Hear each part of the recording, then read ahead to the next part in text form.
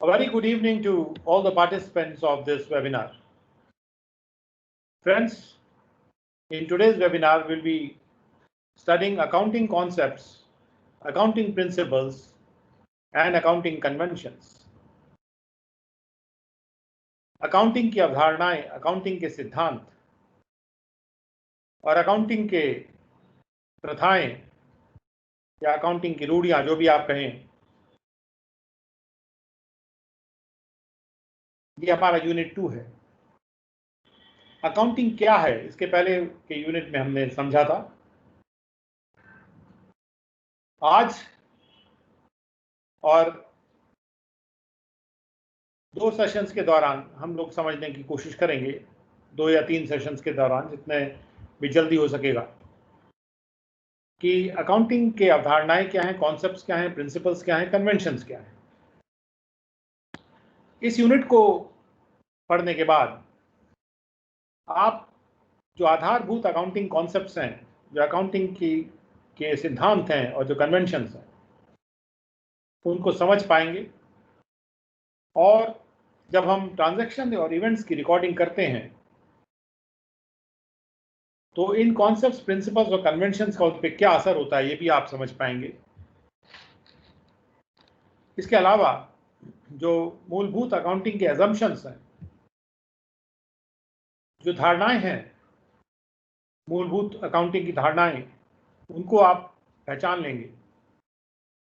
जैसे कि 3 धारणाएं हैं मुख्य: गोइंग कंसर्न, कंसिस्टेंसी और अक्रूवल। इसको भी हम पहचान लेंगे, ये क्या होते हैं। और उसके बाद हम ये समझ पाएंगे कि वो कौन सी क्वालिटीज हैं जो हमारे स्किल को डेवलप करती हैं कि हम सही फाइनेंशियल स्टेटमेंट्स को प्रिपेयर कर सकें। कौन से वो क्वालिटेटिव गुण हैं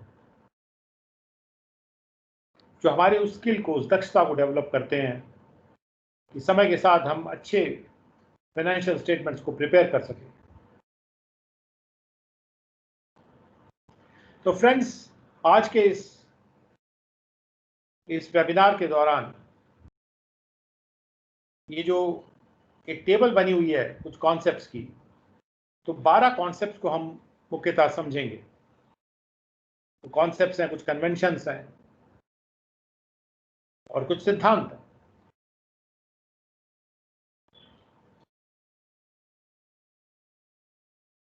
तो सबसे पहले शुरुआत में मैं एक्सप्लेन करना चाहूंगा कि ये कॉन्सेप्ट्स क्या होते हैं, प्रिंसिपल्स क्या होते हैं, कन्वेंशंस क्या होते हैं, एजम्पशन क्या होते हैं, प्रिजम्पशन क्या होता है। इन सभी शब्दों को थोड़ा सा समझना जरूरी है।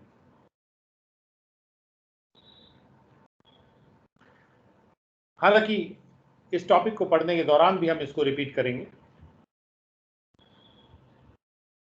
लेकिन देखिए क्या होता है कि जब भी कोई अकाउंटिंग का प्रोफेशन या अकाउंटिंग का तरीका डेवलप होता है, कुछ तौर तरीके उसके डेवलप हो जाते हैं।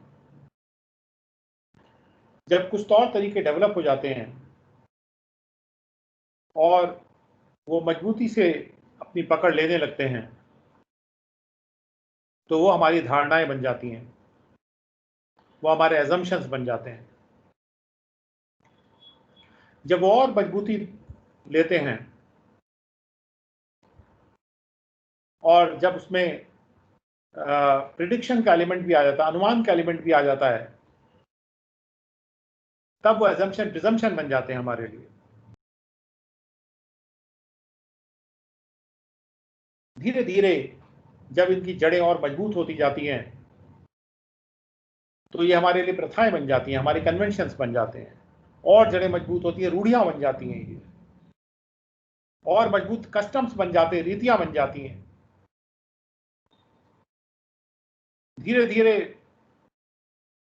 हमारी अवधारणाएं बन जाती हैं, ऐसी धारणाएं जो कि एक मजबूत पकड़ हमारे दिमाग पे ले लेती हैं कि हाँ, ये ऐसी अवधारणाएं हैं, ऐसे कॉन्सेप्ट्स हैं जिनको हमको ध्यान में रखना है अपने कार्य को करते वक्त।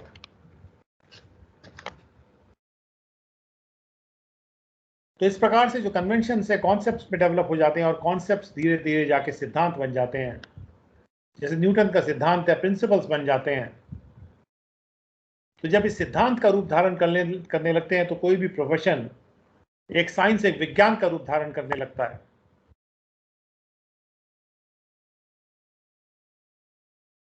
तो इस प्रकार से हमको इन सारी चीजों को समझना है। Now let us go forward from here. एक सिचुएशन इमेजिन करिए जहां पर एक प्रोप्राइटर है, यानी एक बिजनेस का मालिक है, और आप एक प्रोप्राइटर हैं और आपके पास आपकी बुक्स ऑफ अकाउंट्स हैं, और उन बुक्स ऑफ अकाउंट्स को, उनकी कॉपीज को आप 5 अलग अलग अकाउंटेंट के पास लेके जाते हैं, और आप उन 5 अकाउंटेंट से आप ये कहते हैं कि भैया आप please prepare the financial statements on the basis of the records. ये मेरे पास बुक्स ऑफ अकाउंट्स हैं, मेरे लिए फाइनेंशियल स्टेटमेंट बना दीजिए और मेरा प्रॉफिट कैलकुलेट कर दीजिए मेरे बिजनेस का उस साल का। कुछ दिन के बाद, आफ्टर अ फ्यू डेज, वो लोग तैयार हैं। They have made their financial statements and all the 5 accountants have calculated 5 different amounts of profits, not just one amount. सबने अपना अलग अलग प्रॉफिट कैलकुलेट कर दिया, और उनके बीच ऐसा भी नहीं कि उनके सबके कैलकुलेशन पास हैं। There are wide variations between them. अब अनुमान लगाइए ऐसी सिचुएशन में कि क्या असर होगा आपके ऊपर। अकाउंटिंग प्रोफेशन के बारे में आप सोचेंगे ये क्या अकाउंटिंग प्रोफेशन है, हर अकाउंटेंट अलग अलग प्रॉफिट बता रहा है। और इसलिए इस चीज को अवॉइड करने के लिए कुछ generally accepted set of rules होते हैं, GAAR, उनको विकसित किया गया है कि ये रूल्स हर अकाउंटेंट फॉलो करेगा। ये जो सामान्य रूप से एक्सेप्टेड, जो स्वीकृत सेट ऑफ रूल्स हैं, ये अंडरस्टैंडिंग के में एक यूनिफाइड अप्रोच देते हैं। और ये जो यूनिटी है अप्रोच की अकाउंटिंग की प्रैक्टिस में, ये आ जाती है, और उससे जो फाइनेंशियल स्टेटमेंट्स को प्रिपेयर करने का और जो प्रस्तुत करने का, प्रेजेंट करने का जो कार्य है, वो और भी बेहतर हो जाता है। तो मित्रों, अकाउंटिंग जो है वो बिजनेस की लैंग्वेज है। बिजनेस इस लैंग्वेज में बात करता है। फाइनेंशियल स्टेटमेंट्स जो कोई भी अकाउंटेंट प्रिपेयर करता है, वो फाइनेंशियल इंफॉर्मेशन को कम्युनिकेट करता है अलग अलग दावेदारों को, अलग अलग स्टेक होल्डर्स को, कि जिससे वो डिसीजन मेकिंग के पर्पस के लिए उसको यूज कर सकते हैं। और इसलिए देयरफॉर ये इंपॉर्टेंट है कि फाइनेंशियल स्टेटमेंट जो तैयार किए जाते हैं अलग अलग संगठनों के द्वारा, वो उन सब का आधार यूनिफॉर्म हो, एक जैसा हो, उनमें एक जस्ता हो। और इसके साथ साथ अगर हम समय के अंतराल में देखें तो जो समय के अंतराल में एक जस्ता होती है उसको कंसिस्टेंसी बोलते हैं। फाइनेंशियल स्टेटमेंट्स को तैयार करने में एक कंसिस्टेंसी भी आनी चाहिए। अगर हर अकाउंटेंट अपने खुद के नियम और अपने खुद की धारणाएं फॉलो करना शुरू कर देगा अलग अलग आइटम के बारे में, कि उन आइटम्स को कैसे रखना है अकाउंट बुक्स में या फाइनेंशियल स्टेटमेंट्स में, तो उससे ज़बरदस्त कन्फ्यूजन पैदा हो जाएगा। ये कन्फ्यूजन हम लोग नहीं चाहते। तो इसलिए इस कन्फ्यूजन को अवॉइड करने के लिए और यूनिफॉर्मिटी को हासिल करने के लिए अकाउंटिंग प्रोसेस, अकाउंटिंग की प्रक्रिया में कंसेप्चुअल फ्रेमवर्क एक लाया गया, एक अवधारणाओं का ढांचा लाया गया, जिसको कहते हैं generally accepted accounting principles, GAAP। और ये जो सामान्य रूप से एक्सेप्टेड, स्वीकृत अकाउंटिंग प्रिंसिपल्स हैं, सिद्धांत हैं, ये जो शब्द है द टर्म GAPs, इसका इस्तेमाल किया जाता है उन रूल्स को डिस्क्राइब करने के लिए जो डेवलप किए गए हैं फाइनेंशियल स्टेटमेंट्स को प्रिपेयर करने के लिए। और इनको हम कॉन्सेप्ट्स कह सकते हैं, कन्वेंशंस कह सकते हैं, पोस्टुलेट्स कह सकते हैं, प्रिंसिपल्स कह सकते हैं। और ये जो जनरली एक्सेप्टेड अकाउंटिंग प्रिंसिपल्स हैं, ये रीढ़ की हड्डी हैं किसी भी अकाउंटिंग इंफॉर्मेशन सिस्टम के।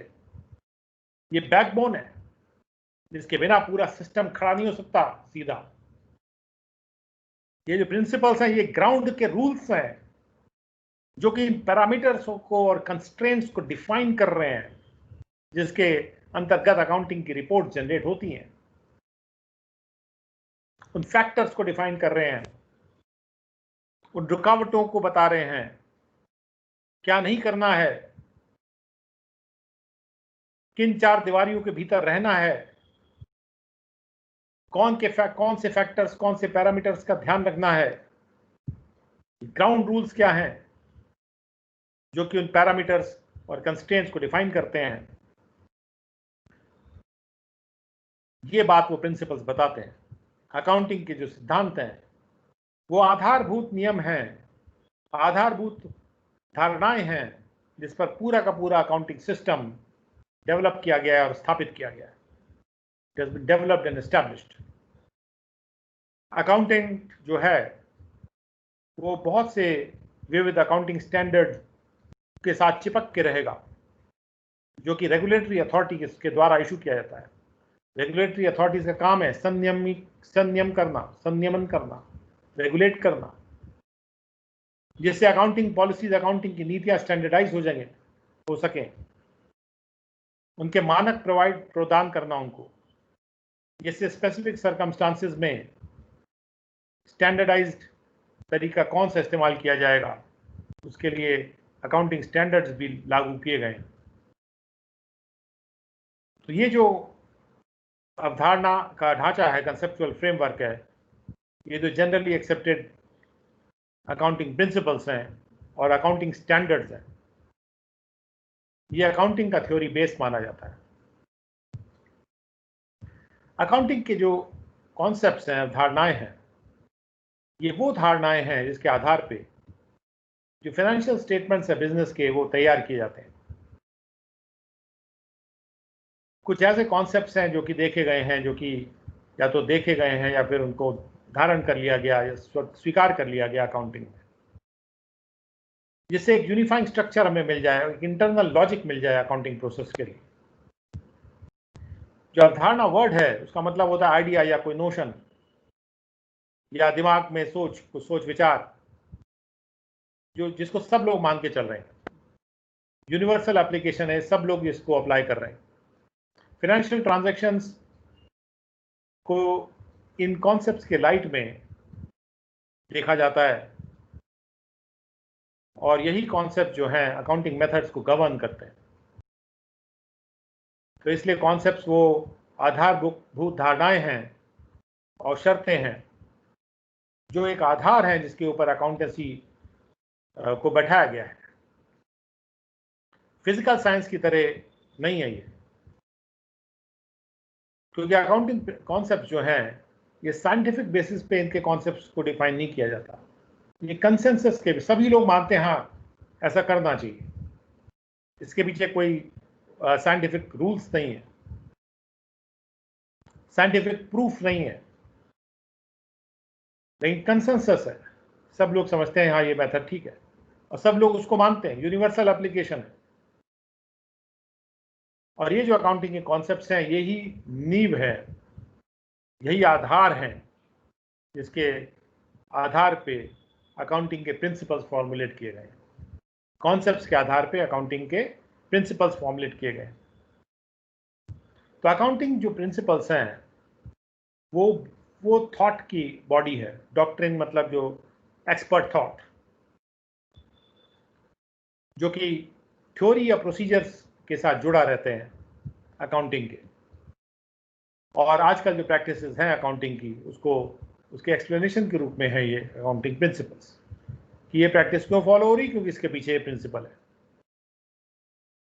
और यही अकाउंटिंग प्रिंसिपल्स हैं जो गाइड करते हैं कि कौन सी प्रथाएं फॉलो होंगी या कौन से प्रोसीजर्स फॉलो होंगे, जहाँ पर भी हमारे पास विकल्प मौजूद हैं प्रोसीजर या कन्वेंशंस के। अकाउंटिंग प्रिंसिपल्स के लिए जरूरी है कि ये कुछ शर्तों को सेटिस्फाई करें। जैसे अकाउंटिंग के प्रिंसिपल्स हैं वो कौन सी शर्तों को सेटिस्फाई करेंगे। पहली शर्त तो ये है कि वो जो सचमुच की धारणाएं हैं उस पर आधारित होनी चाहिए। अभी हम देखेंगे कौन से अजम्पशंस हैं उसके बाद ये सिंपल होने चाहिए, अंडरस्टैंडेबल होने चाहिए और इसका क्लियर कट एक्सप्लेनेशन होना चाहिए। समय के साथ ये कंसिस्टेंटली फॉलो होने चाहिए और इनके आधार पे आप फ्यूचर अनुमान भी लगा सकें और यूजर्स को इंफॉर्मेशन मिलना चाहिए। ऐसे प्रिंसिपल्स अपनाए जाने चाहिए। अकाउंटिंग के जो कन्वेंशंस हैं, यानी जो प्रथाएं हैं जो फॉलो होती हैं, बाद में रूढ़ियां बन जाती हैं ज़्यादा अगर फॉलो होती है तो। जो कन्वेंशंस हैं अकाउंटिंग प्रैक्टिस से निकल के आती हैं। जो भी अकाउंटिंग प्रैक्टिस ज़्यादा हो रही है वो एक कन्वेंशन बन जाती है और धीरे धीरे वो प्रिंसिपल्स बन जाते हैं। और ये जो अकाउंटिंग कन्वेंशंस हैं ये वो अकाउंटिंग के प्रिंसिपल्स हैं जो कि कई ऑर्गेनाइजेशंस अडॉप्ट कर लेती हैं, अपना लेती हैं समय के साथ साथ। और ये जो कन्वेंशंस हैं ये यूसेज और प्रैक्टिस से डिराइव होती हैं। पूरे दुनिया भर में जो अकाउंटेंसी की बॉडीज हैं वो किसी भी कन्वेंशन को चेंज कर सकती हैं अकाउंटिंग की इंफॉर्मेशन की क्वालिटी को इंप्रूव करने के लिए। अकाउंटिंग के जो कन्वेंशंस हैं कोई जरूरी नहीं है सभी लोग उसको माने। भाई कहीं कोई कन्वेंशन फॉलो हो रही, कहीं कोई दूसरी कन्वेंशन फॉलो हो रही है। तो यहां पर जब हम ये टर्म्स यूज करते हैं अकाउंटिंग कॉन्सेप्ट, प्रिंसिपल्स या कन्वेंशंस, तो हम लोग यहां पर कोई बहुत डिस्टिंक्शन नहीं कर रहे हैं इन तीनों में। और कभी हम कॉन्सेप्ट्स कह देंगे, कभी प्रिंसिपल्स तो कभी कन्वेंशंस, लेकिन तीनों चीज़ों के बीच में जो बेसिक फ़र्क है वो हमको मद्देनज़र रखना है। अब हम डिटेल में आते हैं कि कौन से वो कॉन्सेप्ट्स हैं। हम लोग 12 कॉन्सेप्ट्स को स्टडी करेंगे।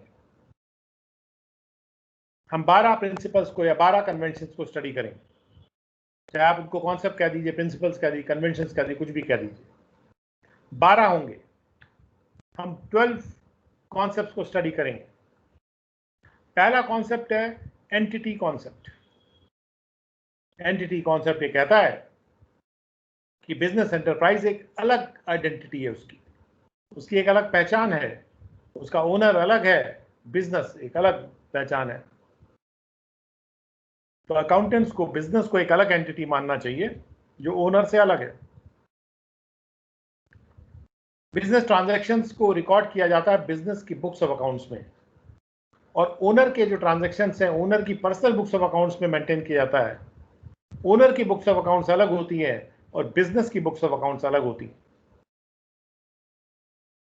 ये जो प्रैक्टिस है जिसमें कि हम बिजनेस के अफेयर्स को ओनर के पर्सनल अफेयर से अलग देखते हैं, ये प्रैक्टिस शुरू हुई थी जब डबल एंट्री बुक कीपिंग के शुरुआत हुई, शुरू में 15वीं शताब्दी में।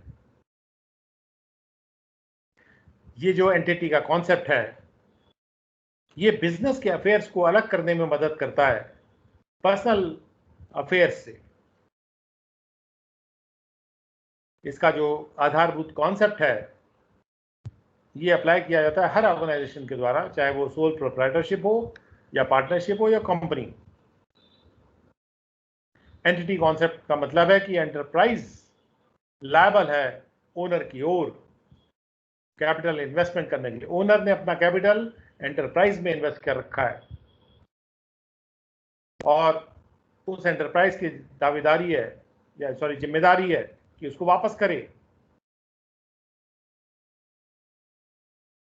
क्योंकि ओनर ने कैपिटल को इन्वेस्ट किया है, जो उसका रिस्क कैपिटल है, जो रिस्क ओनर ले रहा है,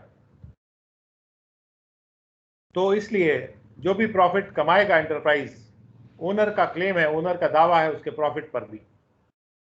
तो प्रॉफिट का जो पोर्शन है जो ओनर को बांट दिया जाएगा और इमीडिएटली उसको पेएबल हो जाता है, तो वो करंट लायबिलिटी हो जाती है कॉर्पोरेट एंटिटीज के केस में कि जो भी प्रॉफिट जनरेट हो रहा है वो ओनर को उसका एक पार्ट अपोर्शन करना है। उदाहरण के तौर पर मिस्टर एक्स ने एक बिजनेस स्टार्ट किया जिसमें उन्होंने 7 लाख रुपए इन्वेस्ट किए और इस 7 लाख रुपए से उन्होंने 5 लाख की मशीनरी खरीद ली और बैलेंस उनके हाथ में है 2 लाख रुपए।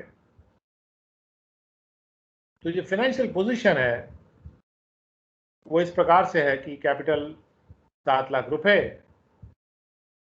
5 लाख मशीनरी खरीद ली, 2 लाख जो है बचा है कैश बिजनेस के पास।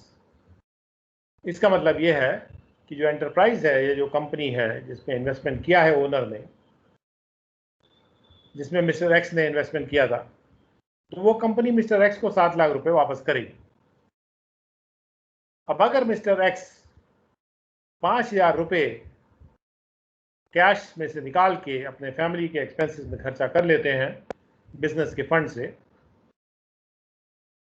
तो इसको बिजनेस एक्सपेंडिचर नहीं मानना चाहिए और इसको ये माना जाएगा, क्योंकि बिजनेस का तो मतलब है नहीं पर्सनल एक्सपेंडिचर से ओनर के, इसको कैपिटल अकाउंट में चार्ज होना चाहिए। यानी कैपिटल अकाउंट में जो कैपिटल इन्वेस्टमेंट किया था 7 लाख रुपए का, वहां से माइनस किया जाना चाहिए कि अब आपने पैसा वापस निकाल लिया है। यानी जो एक्स का इन्वेस्टमेंट है वो कम कर दिया जाना चाहिए 5,000 रुपए से। The investment of X would be reduced by 5,000 rupees because he has taken it out for his personal expenditure. Now entity concept को follow करते हुए revised financial position जो है अब ये बनेगी कि there was a 7 lakh rupees capital and out of that 5,000 has been withdrawn, तो हम उसको drawing मानेंगे for personal expenditure of the owner, and in the books of the business it is a drawing which has been taken out by the owner. It is not an expenditure of the business. And machinery and cash, because cash has been taken out, so now cash is only 1,95,000 rupees, and this cash has become the drawing, so it is getting reduced from drawing there. Now this is the new situation. So that is what is called the entity concept. The second concept is called the money measurement concept, and this concept means that only those transactions which can be measured in terms of money are recorded. जो money के terms में value किए जा सकते हैं transactions, केवल उन्हीं को रिकॉर्ड किया जाता है। क्योंकि money he medium of exchange है, मनी के द्वारा ही वैल्यू एक्सचेंज होती है और वही एक स्टैंडर्ड है इकोनॉमिक वैल्यू का। तो ये कॉन्सेप्ट ये जरूरी करता है कि वो ट्रांजैक्शंस ही रिकॉर्ड किए जाएं केवल जिनको मनी के टर्म्स में नापा जा सके, और हो सकता है कि ऐसे भी ट्रांजैक्शंस हो जिनका कोई बिजनेस पे मजबूत असर हो भी सकता है, लेकिन अगर उनको हम मनी के टर्म्स में कन्वर्ट नहीं कर सकते तो उसको रिकॉर्ड ही नहीं करेंगे। बिजनेस पे असर हो सकता है, उसके प्रॉफिट पे उनका असर हो सकता है, और भी ट्रांजैक्शन ऐसे हो सकते हैं, लेकिन चूंकि हम उनको मनी के टर्म्स में कन्वर्ट नहीं कर पा रहे तो इसलिए हम उनको रिकॉर्ड नहीं करेंगे। जो ट्रांजैक्शंस और इवेंट्स हैं जिनको भी हम एक्सप्रेस नहीं कर सकते हैं मनी के टर्म्स में, उनको हम बिजनेस के बुक्स में रिकॉर्ड नहीं करते हैं। जैसे एग्जाम्पल के तौर पे ऑर्गेनाइजेशन के एम्प्लॉयज़ हैं, वो भी एसेट्स हैं ऑर्गेनाइजेशन के लिए, लेकिन उनको नापा नहीं जा सकता है मनी के टर्म्स में, तो संभव नहीं है उनको नापना, मनी उनके कंट्रीब्यूशन को नापना, इसलिए उनके कंट्रीब्यूशन को बुक्स ऑफ अकाउंट्स में रिकॉर्ड नहीं करते हैं हम ऑर्गेनाइजेशन के। और मनी, दूसरी बात ये कि मनी को जो मेजर किया जाता है वो रूलिंग कंट्री की करेंसी में मेजर किया जाता है। जिस करेंसी में भी जहाँ बिजनेस हो रहा है वहाँ पर जो भी कंट्री रूल कर रही है, उसने जो भी करेंसी अडॉप्ट कर रखी उसकी करेंसी में उसको नापा जाता है। जो कंट्री जितने भी मटेरियल ऑब्जेक्ट्स हैं उस देश में, उसका एक कॉमन डिनोमिनेशन दे रही है, यानी कि मनी की वैल्यू दे रही है। तो इसलिए जो ये मॉनेटरी यूनिट है, ये हालांकि एक इन इलास्टिक यार्डस्टिक है, यानी कि इसमें कोई चेंज नहीं किया जा सकता। तो ये ऐसी यार्डस्टिक है, एक ऐसा नापने का टूल है जिसमें कोई हम बदलाव नहीं कर सकते हैं, और ये एक इनडिस्पेंसेबल टूल है, इसको हटाया नहीं जा सकता, इस टूल को यूज़ करना ही करना है। तो ये मेंशन किया जा सकता है यहाँ पे कि जो ट्रांजैक्शंस हैं वो एक कंट्री के अक्रॉस द बाउंड्री भी हो सकते हैं, तो ऐसे ट्रांजैक्शन में एक से ज़्यादा करेंसी इन्वॉल्व हो सकती है। मान लीजिए कोई बिजनेसमैन है और वो अपने गुड्स को 50 लाख के गुड्स हैं वो बेच रहा है घर पे, और उसके अलावा वो 1 लाख यूरो के गुड्स यूनाइटेड स्टेट्स में भी बेच रहा है। अब हम क्या बोलेंगे, उसका टोटल सेल क्या है? एक तरफ तो 50 लाख का वो भारत में बेच रहा है, 1 लाख यूरो का माल वो यूनाइटेड स्टेट में बेच रहा है। तो यहाँ पर हम अरिथमेटिक नहीं लगा सकते, जोड़ नहीं सकते जब तक कि करेंसी एक ना हो। तो इसलिए हम ट्रांजैक्शंस को रिकॉर्ड करते हैं एक यूनिफॉर्म मॉनेटरी यूनिट में, यानी उनमें से एक करेंसी में हम रिकॉर्ड करते हैं। मान लीजिए 1 यूरो 71 रुपये का है, तो हम ये कहेंगे कि कुल सेल जो है 50 लाख प्लस 71 लाख है, यानी कि 121 लाख की सेल है। जहाँ हमने 1 लाख यूरो को 71 रुपये के रेट से मल्टीप्लाई कर लिया। तो मनी का जो मेजरमेंट का कॉन्सेप्ट है, ये एसेंशियल फ्लेक्सिबिलिटी प्रोवाइड करता है मेजरमेंट के लिए और अकाउंटिंग डेटा को इंटरप्रेट करने के लिए।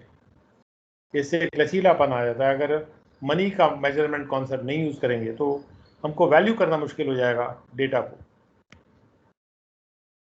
ये कॉन्सेप्ट इग्नोर करता है कि मनी एक इनइलास्टिक यार्डस्टिक है मेजरमेंट के लिए, और मनी से हर चीज़ मेजर नहीं की जा सकती है, क्योंकि यहाँ पर एक इम्प्लिसिट अजम्पशन है, एक धारणा है इसमें जुड़ी हुई कि परचेजिंग पावर जो मनी का है वो सफिशिएंट इंपॉर्टेंस का नहीं हो सकता है, वो इतना इंपॉर्टेंस का नहीं हो सकता है कि उसमें एडजस्टमेंट किया जा सके। यानी कि मनी के जो परचेजिंग पावर है उसमें कोई एडजस्टमेंट हम नहीं एक्सेप्ट करते, उसका हमने एक रेट वैल्यू फिक्स की हुई है जो कि करेंसी की वैल्यू है। और बहुत से मटेरियल ट्रांजैक्शंस और इवेंट्स ऐसे होते हैं जिनको कि हम बुक्स ऑफ अकाउंट्स में रिकॉर्ड ही नहीं कर सकते हैं, क्योंकि उनको हम मॉनेटरी टर्म्स में या मनी की टर्म्स में मेजर ही नहीं कर सकते। इसलिए सारे के सारे अकाउंटेंट्स इस बात को पहचानते हैं कि ये जो कॉन्सेप्ट है इसमें अपनी लिमिटेशंस हैं, इसमें अपने सीमाएं हैं और कमियां हैं, इनएडिक्वेसीज हैं और अपर्याप्तताएं हैं। फिर भी इस कॉन्सेप्ट को यूज़ किया जाता है अकाउंटिंग के पर्पस के लिए, क्योंकि इससे बेहतर कोई मेजरमेंट का स्केल हमारे पास होता नहीं है। तो ये जो एंटिटी कॉन्सेप्ट और जो मनी मेजरमेंट कॉन्सेप्ट हैं, ये बेसिक कॉन्सेप्ट्स हैं, और इन्हीं कॉन्सेप्ट्स पे दूसरे जो प्रोसीजरल कॉन्सेप्ट्स हैं वो अटके हुए हैं। तो जो बाकी के प्रोसीजरल कॉन्सेप्ट्स हैं इनको भी हम स्टडी करते हैं। जो मेन कॉन्सेप्ट्स हैं वो है एंटिटी कॉन्सेप्ट और मनी मेजरमेंट कॉन्सेप्ट। तीसरा कॉन्सेप्ट है पीरियोडिसिटी कॉन्सेप्ट, और ये कहलाता है डेफिनेट अकाउंटिंग पीरियड का कॉन्सेप्ट। कि जैसे हम आगे भी देखेंगे कि as per going concern concept, किसी भी एंटिटी की लाइफ जो है एक इनडेफिनेट लाइफ है। इनडेफिनेट का मतलब कोई लाइफ निश्चित नहीं की जा सकती कि ये इतने टाइम तक जीवित रहेगा। ये गोइंग कॉन्सेप्ट का जो एजम्पशन है उसके अंतर्गत आता है कि किसी भी एंटिटी की जो लाइफ है वो इंडेफिनेट है, उसको फिक्स नहीं किया जा सकता, और इसलिए किसी भी बिजनेस एंटिटी के लिए इनकन्वीनियंट हो जाएगा कि अगर हम उसका मेजर करें performance ordinary course of business में। क्योंकि एक टेक्सटाइल मिल तो मान लो 100 साल चलती रहेगी, तो उसका हम परफॉर्मेंस मेजर ही नहीं कर पाएंगे जब तक 100 साल न निकल जाए। इसलिए एक वर्केबल फ्रैक्शन ऑफ टाइम लिया जाता है इन्फिनिट लाइफ साइकिल में। कोई भी बिजनेस एंटिटी हम कहते हैं इन्फिनिट उसका लाइफ साइकिल है, क्योंकि इनडेफिनिट है तो उसको हम इन्फिनिट कहते हैं। इन्फिनिट है तो हम लोग वेट नहीं करते रहेंगे जब तक उसको लाइफ साइकिल खत्म हो जाए तब हम निकालें कि उसका कितना प्रॉफिट हुआ। अभी कोई चीज़ मान लीजिए 2 महीने में ख़त्म हो रही है तो हम कह सकते हैं अभी 2 महीने में निकाल लेंगे हम, 4 महीने, 10 महीने, 2 साल, ठीक है। लेकिन यहाँ तो कोई डेफिनेट ही नहीं है। गोइंग कंसर्न कॉन्सेप्ट ये कहता है कंसर्न कीप्स गोइंग, उसका कोई डेफिनेट लाइफ नहीं है। ये अजम्पशन है अकाउंटिंग में।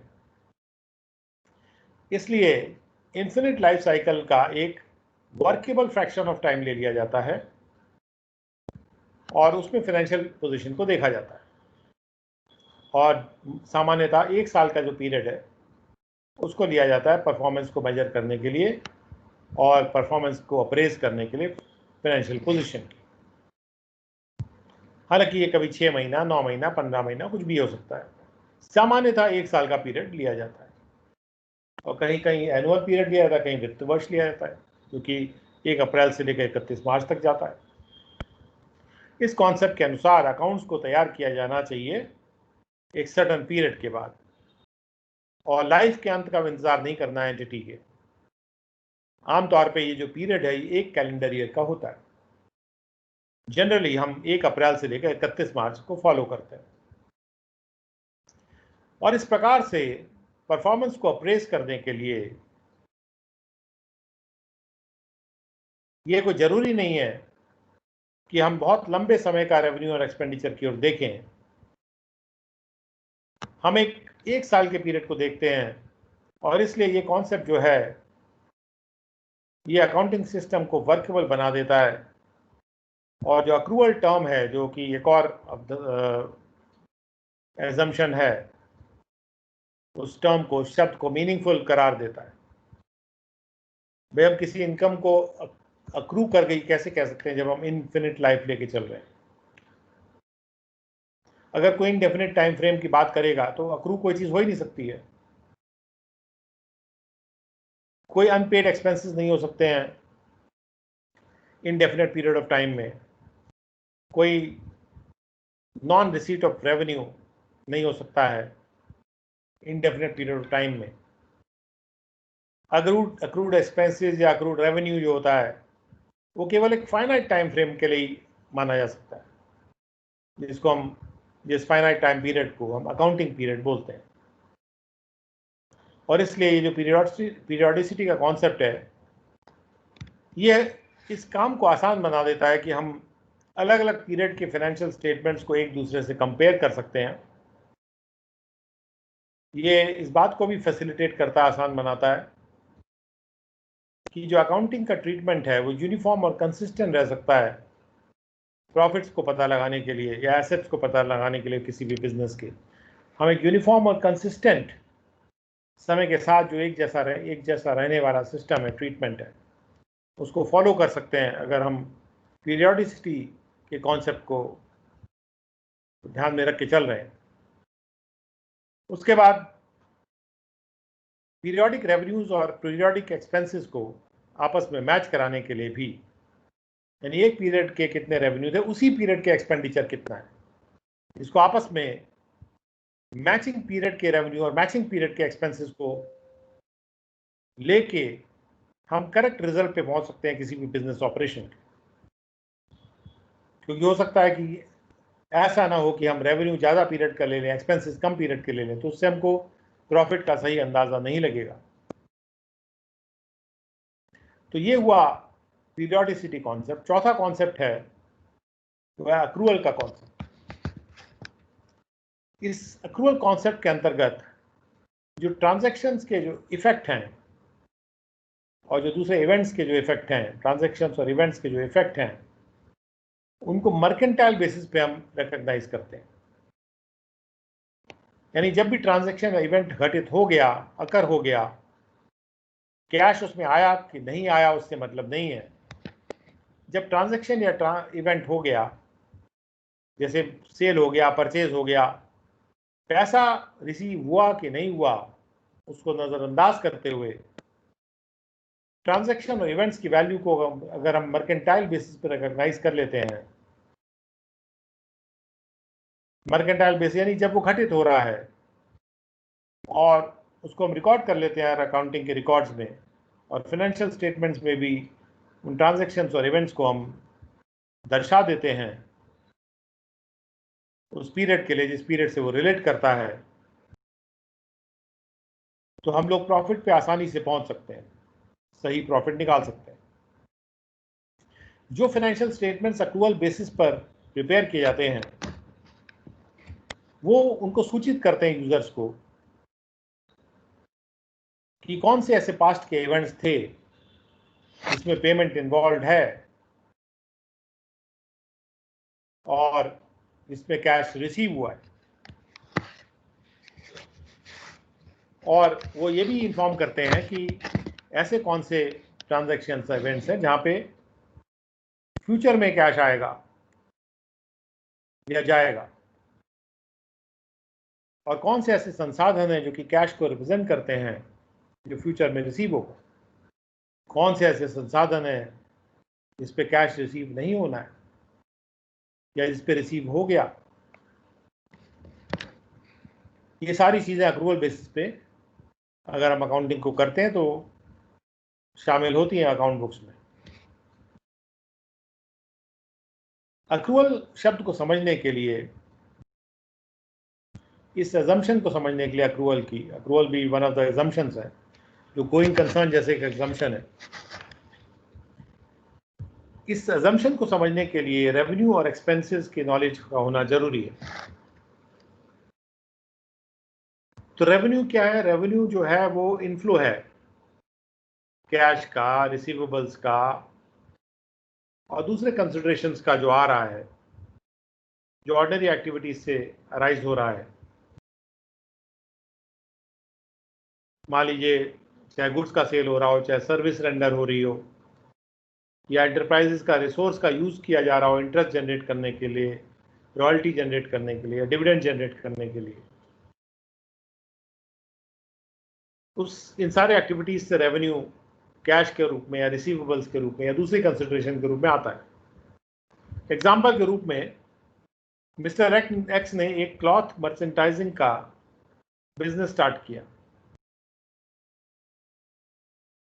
उन्होंने 50,000 रुपए का इन्वेस्टमेंट किया, उससे उन्होंने माल खरीदा 50,000 रुपए का जो बेचना है उनको। अब उस माल को उन्होंने बेचा 60,000 रुपए में, मर्चेंडाइज को उन्होंने 60,000 रुपए में बेचा, 60,000 में। कस्टमर्स ने 50,000 तो कैश दे दिया और 10,000 वाले कस्टमर्स ने कहा कि हम अभी बाद में थोड़ी देर बाद दे देंगे या कुछ दिन बाद दे देंगे। अब ऐसे कंडीशन में कैश तो 50,000 आया, लेकिन हम ये कहेंगे कि रेवेन्यू 60,000 रुपये है, क्योंकि हम अक्रूवल बेसिस पे चल रहे हैं। क्योंकि ये 60,000 रुपये का अक्रूवल हुआ है ordinary course of cloth business. Ordinary course of business बहुत जरूरी है समझना।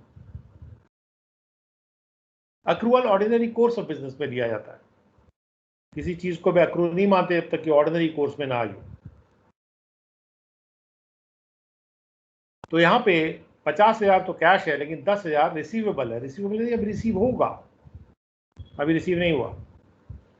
एक और एग्जांपल ले लीजिए कि कोई इलेक्ट्रिसिटी सप्लाई की अंडरटेकिंग है जो बिजली सप्लाई कर रही है और उसमें वो 16 लाख रुपए फ्यूल और वेजेस पर खर्चा कर रही है, और जो इलेक्ट्रिसिटी बिल वो देती है यूजर्स को एक महीने में, उससे उसको 20 लाख रुपए प्राप्त होते हैं by way of electricity charges.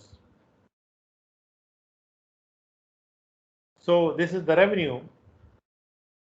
20 lakh rupees here is the revenue that is the company is generating from those rendering the services. जैसे हमने कहा कि जो रेवेन्यू है वो सेल ऑफ गुड्स से भी जनरेट होता है या रेंडरिंग ऑफ सर्विस से भी जनरेट होता है। तीसरा एग्जांपल लेते हैं, use of enterprise resources for yielding interest, royalties and dividends के लिए। मिस्टर ए थे, उन्होंने 1 लाख रुपए को इन्वेस्ट किया अपने बिजनेस में और उन्होंने एक मशीनरी को परचेज किया और उसके लिए उन्होंने 1 लाख रुपीस का पेमेंट किया। अब इस मशीनरी को उन्होंने हायर कर पे दे दिया, किराए पे दे दिया 20,000 साल के रेंट पर मिस्टर बी को। तो ये 20,000 रुपीज जो है वो मिस्टर ए के लिए रेवेन्यू है, क्योंकि मिस्टर ए के रिसोर्सेज को, मिस्टर ए के एंटरप्राइजेस के रिसोर्सेज को दूसरों ने यूज किया था और उसके लिए उन्होंने उनको 20,000 रुपये देने का प्रॉमिस किया।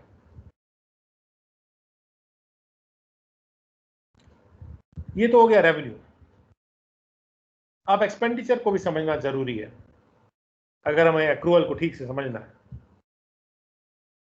अब एक्सपेंडिचर एक वो कॉस्ट होती है जो कि अकाउंटिंग पीरियड में जो भी ऑपरेशंस हुए हैं उसकी कॉस्ट है वो, या जो भी रेवेन्यू अर्न हुआ है उस अकाउंटिंग पीरियड में वो उसकी कॉस्ट है,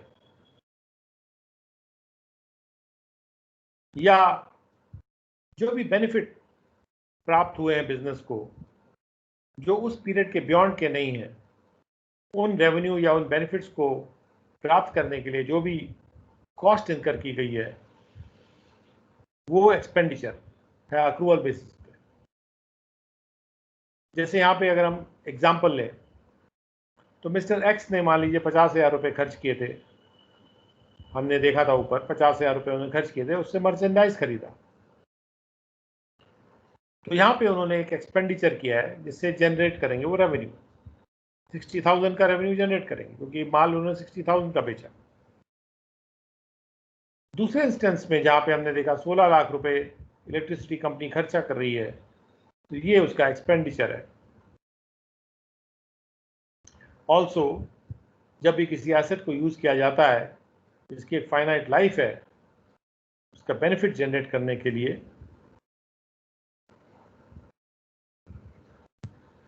तो उस एसेट का एक पर्टिकुलर लाइफ होती है। जैसे मान लीजिए कि कोई मशीनरी ए ने परचेज किया था, तीसरे एग्जाम्पल में जो हमने ऊपर देखा, और ये मशीनरी 10 साल तक चलेगी, तो 10,000 रुपये का जो एक्सपेंडिचर है हर साल का वो हो रहा है मशीनरी के कॉस्ट, क्योंकि मशीनरी आई थी 1 लाख रुपए की। तो हम ये मान के चल सकते हैं कि 10 साल में उसको डिवाइड कर दिया जाए एक्सपेंडिचर को, तो मोटा मोटा लेके चलें कि 10,000 रुपये का एक्सपेंडिचर हर साल का हुआ। कुछ टाइम के लिए आप छोड़ दीजिएगा अकाउंटिंग पीरियड का क्या आइडिया यहाँ पे है, तो मोटा मोटा लेके चलिए तो हम कह सकते हैं 10,000 रुपये का एक्सपेंडिचर हुआ हर साल का। तो अक्रूवल का मतलब ये है कि हम रेवेन्यू और कॉस्ट को रिकग्नाइज कर रहे हैं जब भी रेवेन्यू कमाया जा रहा है या जब भी कॉस्ट इनकर की जा रही है, और हम रेवेन्यू या कॉस्ट को मनी रिसीव्ड या मनी पेड के बेसिस पर रिकग्नाइज नहीं कर रहे। जो अक्रूवल कॉन्सेप्ट है वो रिलेट करता है इनकम को मेजर करने से रिलेटेड है और एसेट्स और लायबिलिटीज को आइडेंटिफाई करता है।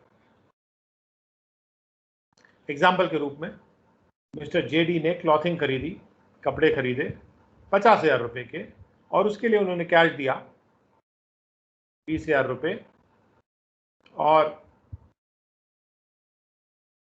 उन्होंने 60,000 रुपये की सेल कर दी जिसमें से कस्टमर्स ने केवल 50,000 रुपये पे किया।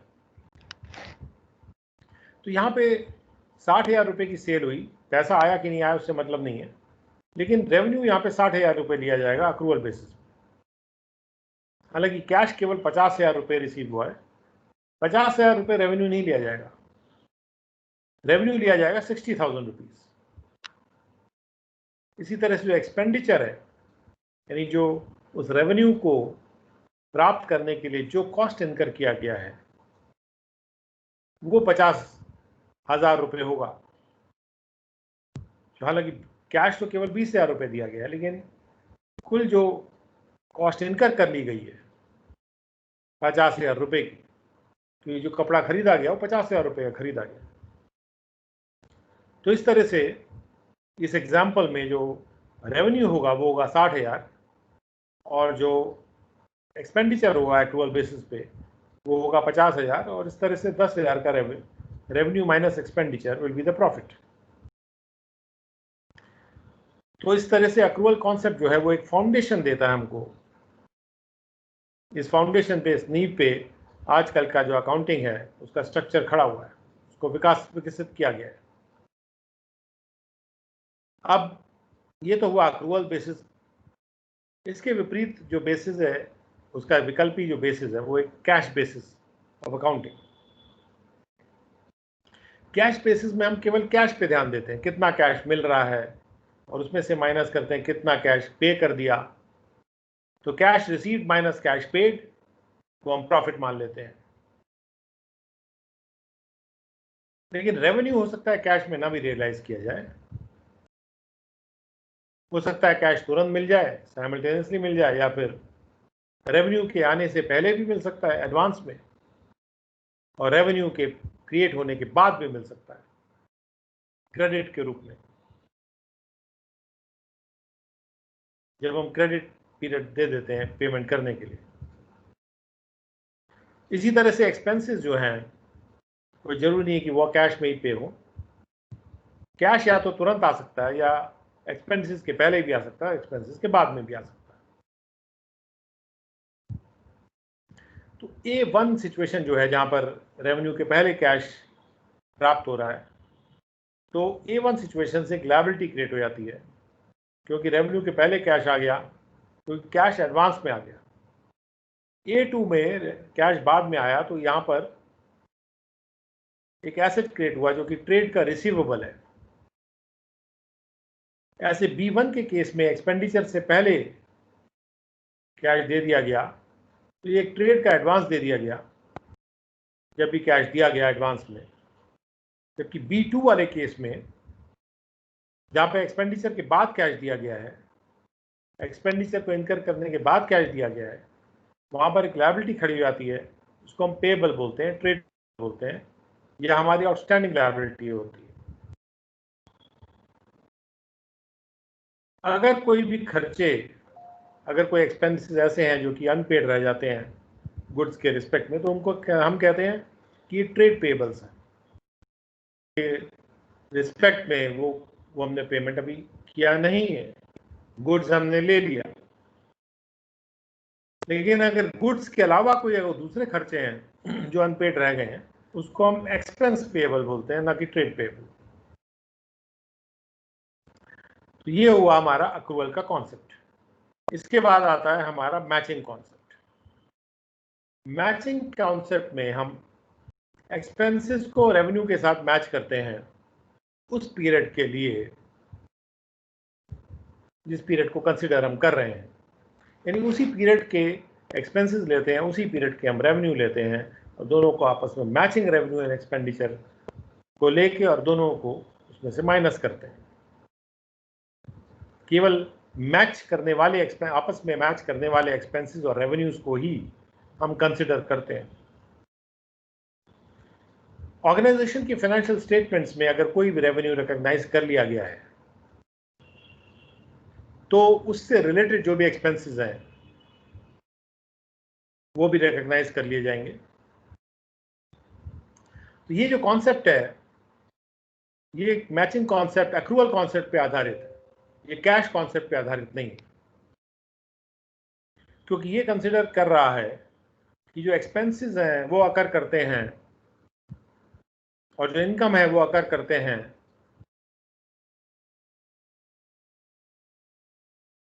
जब भी वो अकर करते हैं एक्सपेंसेस या इनकम, तब उसको कंसिडर किया जाता है, और ना उसको एक्चुअल कैश के इनफ्लो या आउटफ्लो से कंसिडर करते हैं। और इससे हमें बहुत से एडजस्टमेंट करने पड़ते हैं कुछ आइटम्स के, जैसे कि जो प्रीपेड एक्सपेंसेस हैं या जो आउटस्टैंडिंग एक्सपेंसेस हैं, उनको हमें पिक्चर में लाना पड़ता है। ऐसी इनकम्स को दिखाना पड़ता है जो अभी अर्न नहीं हुई है या अक्रूड है। तो ये कोई ज़रूरी नहीं है कि हर एक्सपेंडिचर हर किसी न किसी इनकम को आइडेंटिफाई करेगा। कभी कभी इनकम और एक्सपेंडिचर को कंप्लीटली मैच करना पॉसिबल नहीं होता। कुछ एक्सपेंसेस जरूर ऐसे होते हैं जो कि डायरेक्टली किसी रेवेन्यू से रिलेटेड होते हैं, और कुछ एक्सपेंसेस ऐसे भी होते हैं जो टाइम बाउंड एक्सपेंसेस हैं। जैसे एग्जांपल के तौर पे जो सेलिंग के खर्चे हैं, सेल करने के लिए जो भी खर्चे हैं, वो तो सेल से डायरेक्टली मैच कर सकते हैं। लेकिन जैसे रेंट जैसे खर्चे हैं या सैलरी जैसे खर्चे हैं, उनको एक पर्टिकुलर अकाउंटिंग पीरियड से हम मैच कराते हैं। यानी कुछ खर्चों को तो हम रेवेन्यू से मैच कराते हैं, कुछ खर्चों को हम पीरियड से मैच कराते हैं।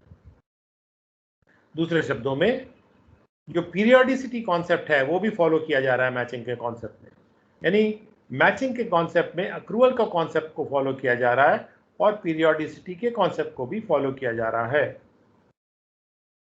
एग्जाम्पल के तौर पर मिस्टर पीके ने क्लॉथ का बिजनेस शुरू किया था।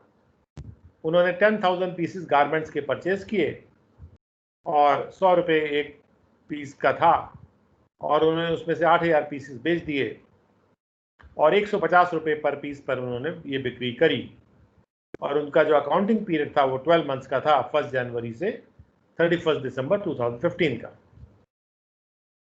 उन्होंने शॉप का रेंट भी दिया 3,000 रुपये पर मंथ 11 महीने के लिए और उन्होंने 8 लाख रुपए गारमेंट के सप्लायर्स को पेमेंट किया और जो माल उन्होंने बेचा उससे 10 लाख रुपए उनके पास आया कस्टमर से। चलिए हम यहां देखते हैं कि कैसे अक्रूवल का कॉन्सेप्ट और कैसे पीरियोडिसिटी के कॉन्सेप्ट यहां ऑपरेट कर रहे हैं। क्या है कि पीरियोडिसिटी के कॉन्सेप्ट ने एक टाइम फ्रेम फिक्स कर दिया है, जिस टाइम फ्रेम के आधार पे हमको परफॉर्मेंस को मेजर करना है और जिसके आधार पे हमको फाइनेंशियल पोजीशन को अप्रेज करना है। और यहां पर ये जो टाइम पीरियड है ये जनवरी से लेकर दिसंबर का है, इसलिए हम सारे रेवेन्यू और एक्सपेंसेस को 2015 साल के लिए मेजर करेंगे और हम एसेट्स और लायबिलिटीज को असरटेन करेंगे 31 दिसंबर 2015 जो आखिरी तारीख है दिसंबर की, उस तारीख के लिए। अक्रूवल कॉन्सेप्ट जो है वो ऑपरेट करता है रेवेन्यू को मेजर करने के लिए, क्योंकि यहाँ पे 12 लाख रुपए का रेवेन्यू जनरेट हो रहा है, क्योंकि 8,000 पीस गारमेंट के 150 रुपये एक के हिसाब से 12 लाख रुपीज द रेवेन्यू, ये अक्रूवल कॉन्सेप्ट के हिसाब से 2015 के दौरान total revenue is 12 lakh rupees.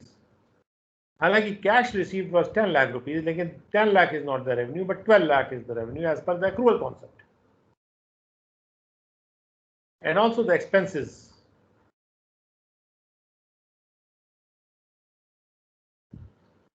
इसको अगर करेक्टली लिया जाए तो जो शॉप रेंट है फॉर 12 मंथ्स वो एक्सपेंडिचर का आइटम है जो कि 36,000 हो जाएगा 12 मंथ्स का। हालांकि कैश केवल रेंट का 33,000 पे किया गया है, लेकिन हम एक्सपेंडिचर में जो रेंट का एक्सपेंडिचर लेंगे वो हम 36,000 लेंगे। अब सवाल ये उठता है कि 10 लाख रुपीज जो कि मर्चेंडाइज को परचेज करने के लिए पे किया गया, यानी जो मर्चेंडाइज का परचेज किया गया 10 लाख रुपीज का, जो कस्टमर से प्राप्त हुआ था, जो पेमेंट किया गया, क्या उसको एक्सपेंडिचर माना जाएगा? और क्या ये जो 1,64,000 रुपीज है क्या वो प्रॉफिट होगा? क्योंकि हम 12 लाख रुपीज अगर रेवेन्यू हमने मान लिया है और उसमें से अगर हम 10 लाख रुपीज जो पेमेंट आ गया वो माइनस कर देंगे और उसके बाद ये 2 लाख बच गया और 2 लाख में से अगर शॉप रेंट घटा देंगे 36,000 रुपीज, तो क्या हमारा प्रॉफिट 1,64,000 है? नहीं, क्योंकि मैचिंग में हम रेवेन्यू को एक्सपेंसेस से लिंक करते हैं।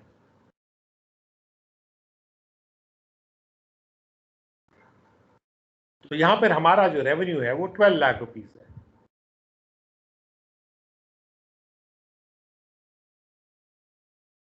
जो कि 12 लाख रुपीज का रेवेन्यू हमको प्राप्त हो रहा है, बल्कि भले ही हमें कैश केवल 10 लाख रिसीव हुआ था।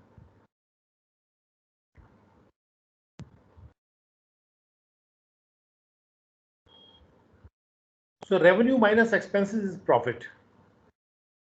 जब हम कहते हैं revenue minus expenses is profit, now this creates a confusion, misconception. इसको ऐसे दिखाना चाहिए कि periodic profit equal to periodic revenue minus matched expenses. Expenses मतलब जो मैच्ड एक्सपेंसेस है रेवेन्यू के साथ, वो माइनस करना है हमको।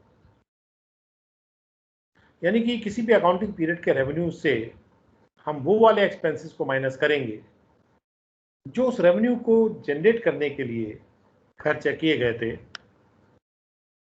अगर हमको उस पर्टिकुलर पीरियड का प्रॉफिट निकालना है। तो इस दिए गए एग्जाम्पल में, जो ऊपर दिया गया एग्जाम्पल है, इसमें तो हमने केवल 8000 पीस ऑफ गारमेंट बेचे। तो अगर हमने गारमेंट 8000 बेचे हैं, तो हम सारे गारमेंट्स जो हमने नहीं बेचे उसकी कॉस्ट को क्यों घटाएंगे, उसको हम एक्सपेंडिचर क्यों मानेंगे? भी 12 लाख हमारे 8000 गारमेंट बिके, 150 रुपए का एक गारमेंट था, 12 लाख रुपए में हमारा रेवेन्यू हो गया। अब हमने जो 8000 गारमेंट्स थे, ये हमने खरीदे थे 100 रुपए के रेट पे, तो हमारा जो एक्सपेंडिचर है, हम केवल 8000 गारमेंट का एक्सपेंडिचर लेंगे तो 8000 के हिसाब से 8 लाख रुपए हमारा एक्सपेंडिचर आएगा, और 36,000 रुपीज़ हमारा शॉप का रेंट का मैचिंग एक्सपेंडिचर आएगा, जो 1 साल का पीरियड का एक्सपेंडिचर है। हालांकि हमने 36,000 दिया नहीं है, हमने दिया केवल कैश है 33,000 रुपीज़, लेकिन हम एक्रूअल बेसिस पे 36,000 मानेंगे, और कुल मिला के 8,36,000 हमारा एक्सपेंडिचर हो गया, जो मैचिंग एक्सपेंडिचर है to earn this revenue of 12 lakh rupees. और इसको माइनस करके हमारे पास आएगा 3,64,000 rupees, which will be our profit. और अगर आप देखें कि हमारे पास एसेट्स क्या है इस वक्त, तो 2000 पीस गारमेंट अभी बिके नहीं है हमारे, और वो हमने 100 रुपए के खरीदे थे, तो ये हमारी एक इन्वेंट्री है, जो हमारा एसेट है 2 लाख रुपए का।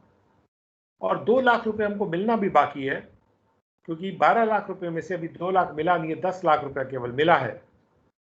तो 2 लाख रुपए हमारा रिसीवेबल भी एक हमारा एसेट हो गया। उसके अलावा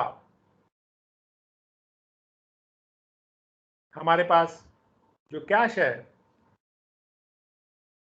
कैश हमारा रिसीव हुआ है हमको 10 लाख रुपए, उसमें से कैश पेमेंट हमने कर दिया 8,33,000 रुपीज़ का। तो हमारे पास जो बचा हुआ कैश है वो है 1,67,000 रुपीज़। तो ये कैश, जो बचा हुआ कैश है, ये भी हमारा एक एसेट है। तो हमारे पास एसेट के रूप में इन्वेंट्री है माल की, ट्रेड के रिसीवेबल्स हैं, और ये कैश है। कुल मिला के हमारे जो एसेट्स हैं वो 5,67,000 के हो गए। इन एसेट्स के सामने जो लायबिलिटीज़ है हमारे पास, जो हमारे पैसा देना बाकी है, वो 2 लाख रुपए हमें देना बाकी है। ट्रेड पेबल है हमारा, 3,000 रुपये रेंट का हमें देना बाकी है, ये हमारा रेंट वाला जो एक्सपेंडिचर है जो अभी पेबल है। और 3,64,000 जो है वो हमारा कैपिटल हो गया, कि जो प्रॉफिट आया वो कैपिटल में जुड़ जाता है। तो इस तरह से capital plus liabilities is also 5,67,000 rupees.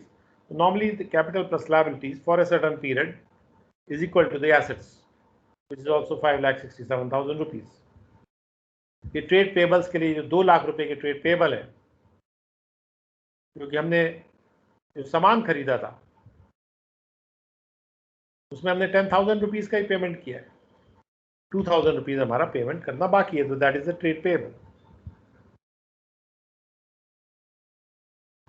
So therefore, accrual, matching and periodicity concepts, ये तीनों कॉन्सेप्ट एक साथ वर्क करते हैं। This is very important. Income को मेजर करने में हमें accrual concept, matching concept and periodicity concept को एक साथ यूज करना होता है, जिससे हम सही एसेट्स और लायबिलिटीज को रिकॉग्नाइज कर पाते हैं। So we have studied these 5 concepts and we have to study many more concepts, which we'll do in our next session. And therefore we come to the end of this particular session, which is part 1 of concepts, principles and conventions